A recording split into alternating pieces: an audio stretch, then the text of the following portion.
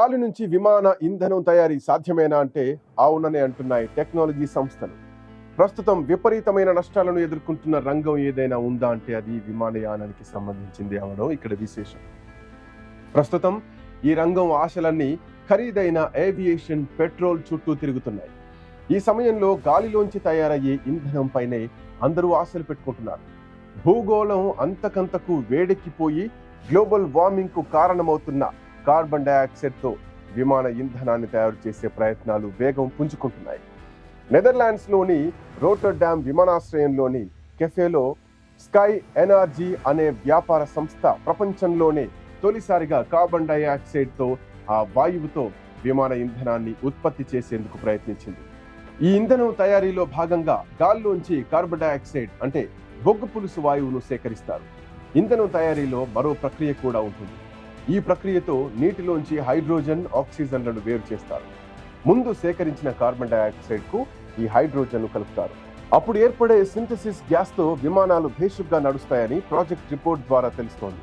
ప్రయోగాత్మకంగా ఇంధన తయారీకి ఏర్పాటు చేసిన కేంద్రంలో ఇలా రోజుకు 1000 లీటర్ల చొప్పున ఇంధనాన్ని ఉత్పత్తి చేయాలని లక్ష్యంగా పెట్టుకున్నారు. పైగా ఈ తయారీ కేంద్రానికి సోలార్ చిప్స్ ద్వారా కరెంటు సరఫరా అందుతుంది. 2022లో తొలిసారిగా ఇలా ఇంధనం ఉత్పత్తి చేయగలమని ఈ ప్రాజెక్టులో భాగస్వామ్యులు ఆశిస్తున్నారు. సాధారణ ఇంధనంతో పోలిస్తే తమ ఇంధనంతో విడుదలయ్యే కార్బన్ డయాక్సైడ్ ప్రభావం చాలా తక్కువగా ఉంటుందని వారు చెబుతున్నారు. గాల్లోంచి నేరుగా కార్బన్ డయాక్సైడ్ను సేకరించడం వల్ల CO2ను మళ్ళీ ఉపయోగించుకునే అవకాశం ఉంటుంది. CO2ను ఇలా సేకరించే సాంకేతిక పరిజ్ఞానాన్ని స్కై ఎనర్జీ సంస్థ అందిస్తోంది. సాధారణ ఇంధనంతో పోటీ పడే స్థాయికి ఈ ఇంధనం చేరాలంటే సానుకూలంగా జరగాల్సింది ఇంకా ఉంది. ఇందుకు జరిగే వ్యయం ప్రధానమైనటువంటి అంశంగా ఉండబోతుంది. పోల్చి చూస్తే తమ ఇంధనం కన్నా ప్రస్తుతం విమానాలకు వాడుతున్న ఏవియేషన్ పెట్రోల్ ఖరీదు తక్కువే. కానీ రాను సహజ వనరులు తగ్గిపోతున్నాయి. గాల్లోంచి CO2ను సేకరించే టెక్నాలజీ ఇప్పుడిప్పుడే అందుబాటులోకి వస్తోంది. ఈ సమయంలో మాత్రం ఈ ప్రక్రియ కాస్త ఖరీదైన వ్యవహారంగానే ఉంటుంది. కెనడాలోని కార్బన్ ఇంజనీరింగ్ సంస్థ, అమెరికాకు చెందిన గ్లోబల్ థర్మోస్టాట్ సంస్థ, ఇతర సంస్థలు కూడా గాల్లోంచి CO2ను సేకరించే విధానాలపై పనిచేస్తున్నాయి. ఈ టెక్నాలజీ వినడానికి అద్భుతంగా ఉంటుంది. కానీ ఓ దశలో అన్ని సమస్యలకు ఇదే పరిష్కారంలా మారే అవకాశం కూడా లేకపోలేదు. రోటర్డామ్ విమానాశ్రయంలోని తయారీ కేంద్రంలో రోజుకు 1000 లీటర్లు తయారు చేయవచ్చని చెబుతున్నారు. కానీ ఒక బోయింగ్ 747 విమానం 5 నిమిషాల ప్రయాణానికి కూడా ఇది సరిపోదు. మరి ప్రపంచవ్యాప్తంగా ఉన్న విమానాలకు ఇది వర్తింపజేయాలంటే ఎంత పెద్ద కంపెనీలు ఏర్పాటు కావాలో ఊహించుకుంటే ప్రాజెక్ట్ అమలుపై సందేహాలు వస్తున్నాయి.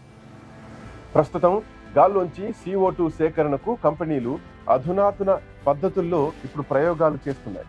అయితే ఈ పని చేయడానికి ఇప్పటికే ఓ సులభమైన, సమర్థవంతమైనటువంటి విధానం ఉంది. మొక్కలు పెంచడం, మొక్కల బయోమాస్ నుంచి తయారు చేసినటువంటి పునర్వినియోగ ఇంధనంతోనూ విమానాలు నడుస్తాయి. ఇవి ఇప్పటికే ఉన్నాయి. నిజానికి చెరుకు పిప్పి, గడ్డి, పామాయిల్, అట్లాగే జంతు వ్యర్థాలు, ఇలా కార్బన్ ఉన్న ప్రతిదీ నిర్దేశిత ప్రక్రియను అనుసరించి ఇంధనంగా వాడుకోవచ్చు. అయితే ఇవి అన్ని విమానాల్లో ఉపయోగించే స్థాయిలో ఉత్పత్తి ఎప్పటికి జరుగుతుంది అనేది సందేహం ఎవరికైనా కలుగుతుంది. ఇప్పుడు వాడుతున్న ఇంధనం స్థానంలోకి ఇలాంటి ప్రత్యామ్నాయ ఇంధనాలు అసలు వస్తాయా అనేది ఒక ముఖ్యమైనటువంటి ప్రశ్న. అయితే ఇది ఎప్పటి వరకు సాధ్యమవుతుందనేది మాత్రం నిర్దిష్టంగా చెప్పడం కష్టమంటున్నారు. సాంప్రదాయక ఇంధనాలతో ప్రత్యామ్నాయ ఇంధనాలు పోటీ పడే అవకాశం సహజంగానే ఉంటుంది. అయితే పర్యావరణ నష్టాలను కూడా విమానయాన వ్యయంలో కలిపితే టికెట్ల ధరలు బాగా పెరుగుతాయి. విమానయాన రంగంలో ఏదైనా సరే ఒక్కసారిగా ఉన్న ఫలంగా మార్పు తీసుకురావడం చాలా కష్టం. ఎందుకంటే అది చాలా సున్నితమైన వ్యవహారంగా ఉంటుంది. అంతర్జాతీయంగా కార్బన్ డయాక్సైడ్ విడుదల విషయంలో విమానయానం ద్వారా 3 నుంచి 5% వరకు ఉంటుంది. పైగా ఈ ఉద్గారాలు చాలా వేగంగా పెరుగుతున్నాయి. 2050 నాటికి ఉద్గారాలను 50% తగ్గించాలని అంతర్జాతీయ విమాన రవాణా సంస్థ IATA లక్ష్యంగా నిర్దేశించింది. శిలాజ ఇంధనాల వాడకాన్ని తగ్గించేందుకు విమానయాన సంస్థలు ఇప్పటికే మార్గాలను అన్వేషిస్తున్నాయి. పర్యావరణం విషయంలో మొన్నటికి మొన్న పలు దేశాలు తాజా ఒప్పందాలు కూడా చేసుకున్నాయి. గతంలో తీసుకున్న నిర్ణయాలను అన్ని దేశాలు పాటించేందుకు నిర్ణయాలు జరిగాయి. ఎవరికి వారు కాలుష్యాల విషయంలో సొంత క్రమశిక్షణ పాటించేలా ఒప్పందాలు కూడా జరిగాయి.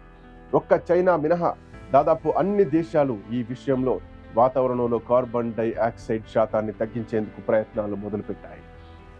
స్కాండినేవియన్ విమానయాన సంస్థ SAS దేశీయ విమానాలను బయో ఇంధనాలతో నడపాలని, వచ్చే దశాబ్దంలో కర్బన ఉద్గారాలను 25% తగ్గించాలని లక్ష్యంగా పెట్టుకుంది.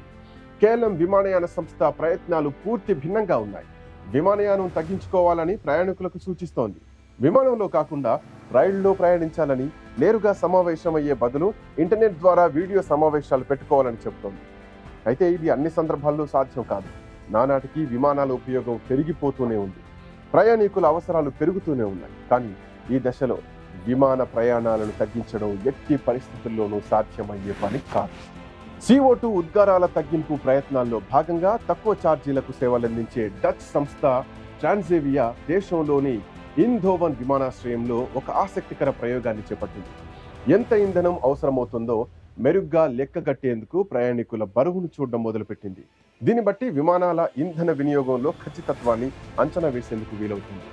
రోటర్డామ్ విమానాశ్రయంలో ప్రయోగాత్మకంగా ఉత్పత్తి చేసే ఇంధనాన్ని వాడబోయేటువంటి తొలి సంస్థ ట్రాన్సేవియానే కానుంది. అమెరికా కేంద్రంగా కార్యకలాపాలు సాగించే రైట్ ఎలక్ట్రిక్ తో కలిసి బ్రిటన్ కు చెందిన EasyJet ఎలక్ట్రిక్ విమానాలను అభివృద్ధి చేస్తోంది. ఈ విమానాలు 2030లోగా దగ్గరి గమ్యస్థానాలకు ప్రయాణికుల్ని చేరవేసే స్థాయికి చేరుకుంటాయని చెబుతున్నారు. సగటున ఒక విమానం 26 సంవత్సరాల 6 నెలలు నడుస్తుంది. ఇది ఇంత ఎక్కువగా ఉండటం వల్లే దశాబ్దాలుగా అవే విమానాలను వాడుతున్నారు. పైగా వాటి కారణంగానే సంప్రదాయ ఇంధనాలపై విమాన రంగం విపరీతంగా ఆధారపడక తప్పడం లేదు. భవిష్యత్తులో బయో ఇంధనాలు తయారైతే దీన్ని తగ్గించగల అవకాశాలుంటాయి.